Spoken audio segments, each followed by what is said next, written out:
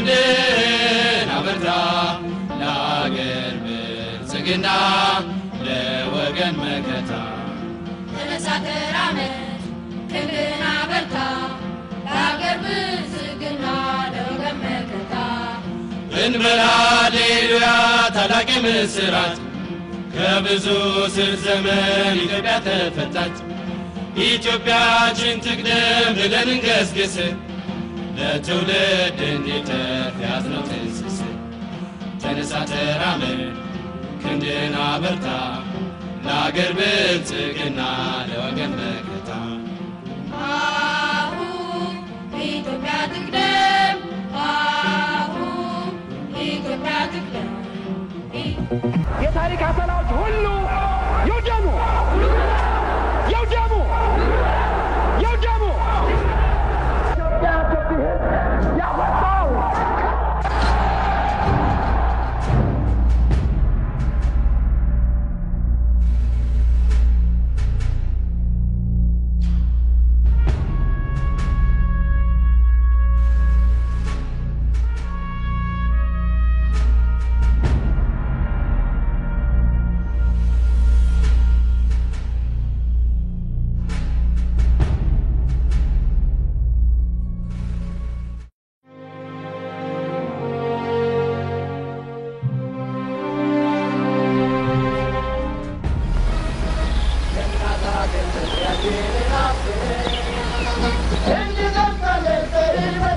ከ13ቱም ክፍላት ሀገር በየዕለቱ ተራ በተራ ሌት ተቀን ሳይል ታጠቅ ጦር ሰፈር ጎረፈ።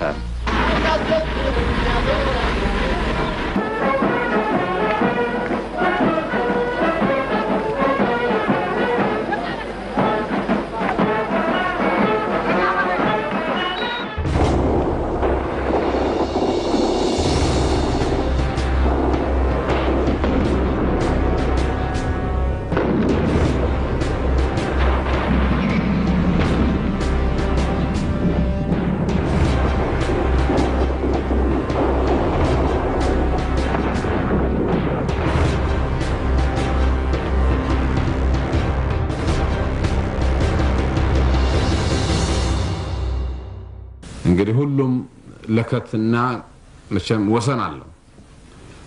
እኔ ግራህን ሲመቱ ቀኙን ስጥ የሚባል እምነት የለኝም። በተለይ እንደዚህ አይነት የአካባቢያችን እብሪተኞች ደግሞ የሚገባቸው ቋንቋ ዲፕሎማሲ ሳይሆን አፍጫቸው ማለት ነው።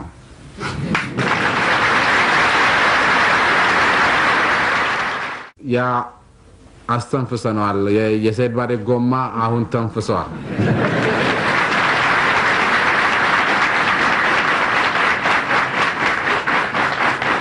በዚህ በምዕራብ በኩል ያበጠ ጎማ አለ ሁላችን ናት።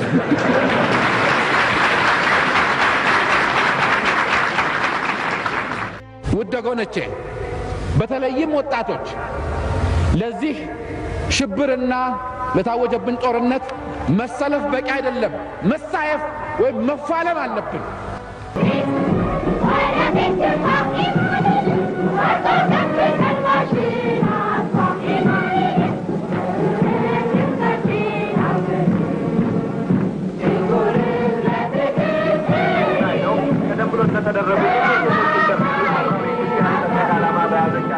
ሁሉም ነገር ወደ ጦር ግንባር፣ ሁሉም ነገር ወደ ጦር ግንባር። ህዝባዊ አብዮታዊ ጦርነት ያሸንፋል። አንድ ፓርቲ የኦፖዚሽን ፓርቲ ጋብዛል እንዴ? ኦፖዚሽን ፓርቲ ያደራጃል እንዴ?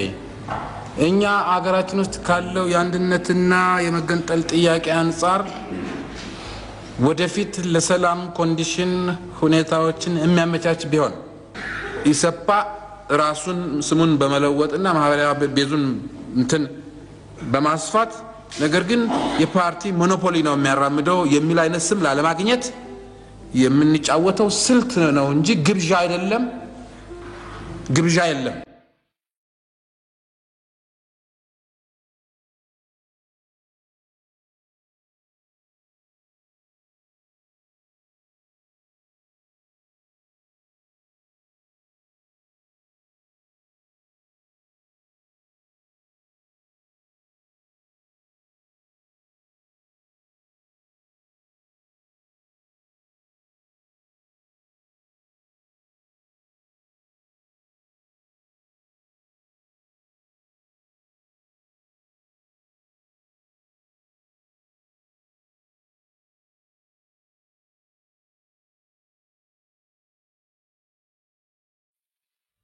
ውድ መሪያችን በተመደቡበት ግንባር የነበረውን ጦር ለማነሳሳት ጥረት ማድረጋቸው በጸጥታ ሰራተኞች ተደርሶበት ለእስር ቤት ሊዳረጉ ከተቃረቡ በኋላ በልዩ ልዩ መልካም አጋጣሚዎች ብቻ ከእስር አምልጠዋል።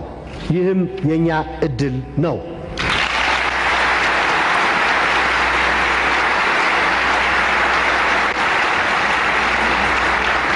ከክፍለ ዘመናችን ከታወቁ የሰላም ታጋዮች አንዱ ናቸው።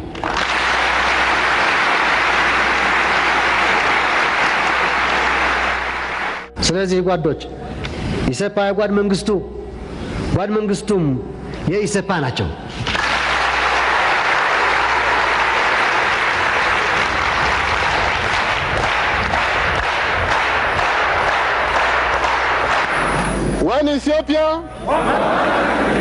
One Ethiopia, one country, one country, that leader,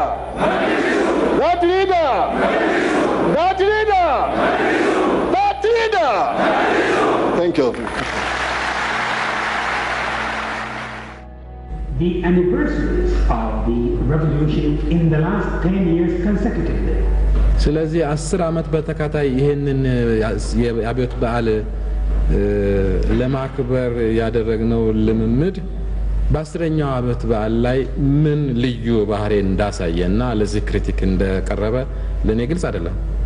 ርካሽ በሆነ ማቴሪያል አንድ የስብሰባ አዳራሽ ሰርተናል። ለኢትዮጵያ አንድነትና አብዮት ሲዋደቁ ህይወታቸውን ለሰጡ ጀግኖቻችን መታሰቢያ በኮሪያ ዲሞክራቲክ ሪፐብሊክ ሶሊዳሪቲ ወይም እርዳታ አንድ ማኑመንት አቆመናል። በመሰረቱ ጉዳያችን ውስጥ አልቃ መግባት ነው። ነገር ከተነሳ ዘንድ ብዬ ለመመለስ ሐቁን ለመግለጽ ነው። ምን አይነት ኪችን መስራት እንዳለብን ወይ ምን አይነት ሳሎን መስራት እንዳለብን እንደዚህ ከውጭ መነገር የሚያሳዝን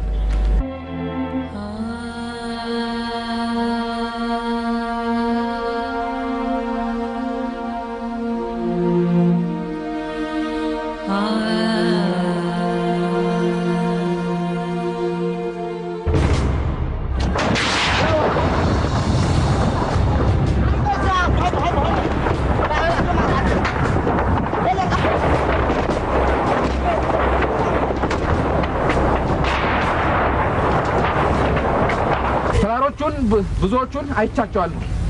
በመሬትም ባየርም አንዳንዶቹ ተጠግቻቸዋለሁ፣ አንዳንዶቹን ወጥቼባቸዋለሁ።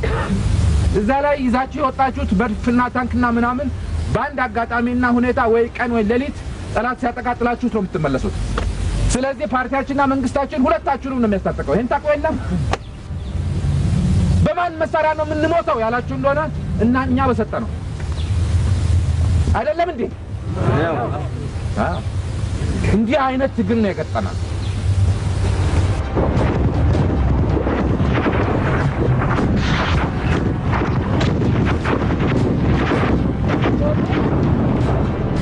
ከፍተኛ አርሚ ነው በአፍሪካ ውስጥ የገነባ ነው ጓዶች። ከፍተኛ አርሚ ስንት ሺህ ጀነራል ነው ያወጣ ነው። መሳሪያውን አስረከቡ፣ ተሸነፉና ፊታቸው ወደ ሚስቶቻቸው አዞሩ። ከዚህ በኋላ እንደገና ወደኔ ይሄ ነው የሆነው አይደለም። የሚሊተሪ ቢሮክራሲ አልቻለንም ልንወጣበት አልቻለንም። ምንም ሀገሪቱ በሚታቀርበው አኳያ ሊቀርብልን አልተቻለም። ለምሳሌ እኔ 2 ዓመቴ ነው ፋቲክ ካገኘሁ ፋቲክ ጥፌ ነው የምለብሰው። በሌላ መልኩ ደግሞ ቤተሰቦቻችን ከዛ ከወለጋ ከከፋ ከኢሉባቦር ይመጣሉ። ልጆቻችሁ 6 ዓመት 4 ዓመት በረሃ ይቀመጣሉ። እነዛ ልጆቻችሁ ለማየት ያላችሁ በሬም ሆነ ላምም ሆነ ሽጦ በትራንስፖርት ይመጣሉ። ልጆቻችሁ በወቅቱ ሊያገኙ አልቻሉም። ግን አንድ ኦፊሰር እናቱ ወይ ልጁ ሲመጣ በ10 ደቂቃና በ20 ደቂቃ በቴሌግራም ተደርጎ ሊመጣ አነጋግሮ ማንኛውም ቤተሰቡን ሸኝቶ ሊሄድ ይችላል።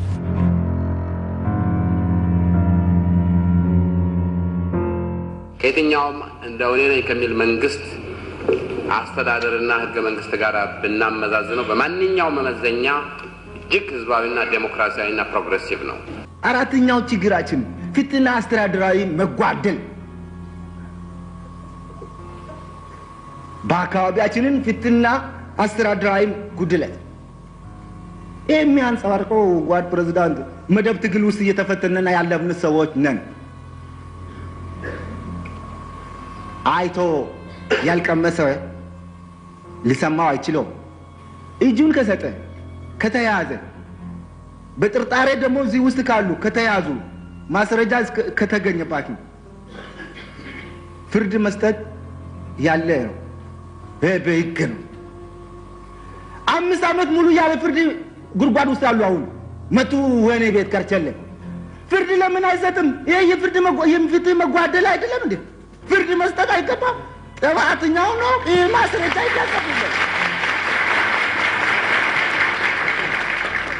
ጓድ ሜጀር ጀነራል ዘለቀ እዚህ አዳራሽ ውስጥ ስብሰባ ሰጥቶን ትክክለኛ ዲሞክራሲ የሰፈነበት ስብሰባ ነበር። የተናገሩውን ጓድ ጀነራል ቢያው የለም ያልታወቀ እስር ቤት ነው አሉ ተናግሮ በእሳቸው ፊት እሱን ቀጥብና ጨርስና ለቀጣይንም ትዘጋጃለህ።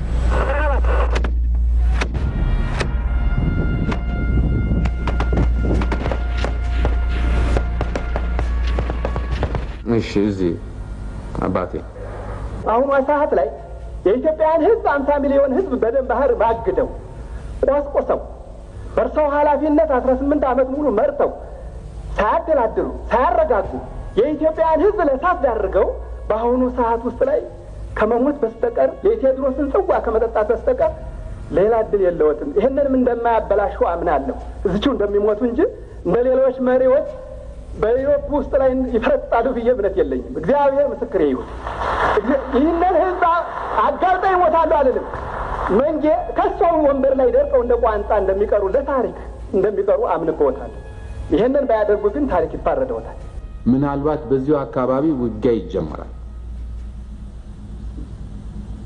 እና እያንዳንዳችሁ እንግዲህ እዚህ ላይ ነው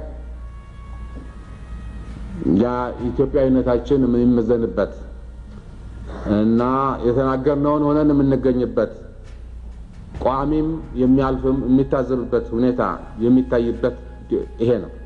እነሱም በእውነት ለዲሞክራሲና ለሰላምና ለእኩልነት እንደሆነ የቆሙት ይሄንን ስንል መቆም አለባቸው። ኢትዮጵያን ለመበተን እንደሆነ ይቀጥላሉ።